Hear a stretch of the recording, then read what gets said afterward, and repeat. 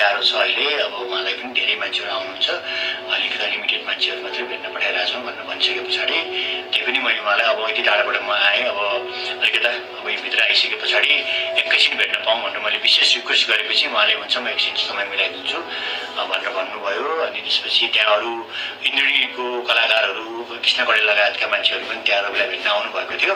त्यस पछाडि मेरो भेट्ने पालो आयो अनि म चाहिँ ठ्याक्कै रवि लामिछाने जहाँ बस्नुहुन्छ एउटा त्यो कोठा जस्तो घर रहेछ है, एउटा यस्तो बाक्सा जस्तो घर, त्यहाँ चाहिँ मलाई राखिएको रहेछ।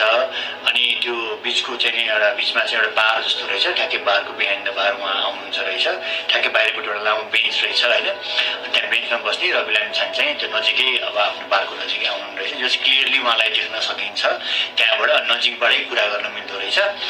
अनि अब उहाँलाई पहिलोपटक देख्दाखेरि चाहिँ अब के भयो भन्ने कुरा त अब मैले यहाँ यो शब्दमा मैले तपाईँहरूलाई यहाँ भन्नै सक्दिनँ होइन। अब अद्भुत खालको फिलिङ छ कि अलिकति असामान्य महामानवलाई देखिरहेको छु जस्तो, अलिकति अतिरञ्जित गरे जस्तो नि होला, तर मलाई ठ्याक्कै त्यस्तै फिल भयो कि एउटा सामान्य मान्छेलाई मैले देखिरहेको छु जस्तो नै लागेन कि। इमेजिन गर्नुहोस् रवि लामिछाने यति दुःख दिँदाखेरि, यति बेल्दाखेरि, त्यो पनि भैरुवा जस्तो ठाउँको त्यो गर्मीमा होइन, कति गर्मी छ नि त्यहाँ त्यो एउटा कोठामा होइन, त्यसरी त्यो भएर त्यस्तो एउटा गृहमन्त्री प्रधानमन्त्री त्यसरी चाहिँ एउटा ल्याभिस लाइफ बिताएर बसिसकेको मान्छेलाई त्यसरी बस्नु पर्दा तपाईँ एक दिन मात्रै बसेर इमेजिन गर्नु न कुन चाहिँ पीडा भयो होला कि उहाँलाई। त्यो मलाई देख्ने बित्तिकै मलाई त्यो नै आयो कि होइन। तर यस्तो हुँदाखेरि पनि उहाँमा त्यो अनुहारमा पुरै चमक छ, कतै पनि अलिकता पनि तपाईँको चाहिँ त्यो निराश अलिकता डाउन भएको जस्तो उहाँ कतै पनि देख्नु भएको छैन कि। म चाहिँ छक्कै परेँ होइन। अनि सर्टेन कुराहरू भन्छु भनेर चाहिँ म त्यहाँ गएको थिएँ, उहाँलाई देख्ने बित्तिकै म अलिकति नर्भस पनि भएँ ओभियसली। हुने गर्दाखेरि उहाँको म एकदम ठुलो शुभचिन्तक, म पार्टीमा कतै त्यस्तो केही आबद्ध छैन होइन।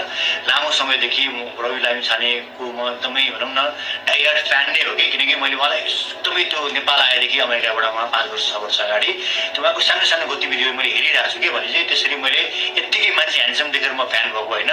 रवि लामिछानेलाई मैले क्लोजली बुझाए जस्तो लाग्छ, त्यही भएर म उहाँको पक्षमा बोल्ने होइन। जब मलाई त्यो दिन भेटिसके पछाडि चाहिँ मैले सोही मान्छेलाई मैले को पक्षमा बोलिरहेको छु भन्ने मलाई त्यो फिल भयो कि। अनि उहाँ त्यत्रो एउटा गृहमन्त्री होइन, अब उप प्रधान भइसकेको मान्छे, यत्रो ठुलो चाहिँ नि एउटा व्यक्तित्व देशले मानेको मान्छे होइन, म एउटा सामान्य मान्छेसँग यस्तो डाउन भएर प्रस्तुत हुनुभयो। उहाँले नै मलाई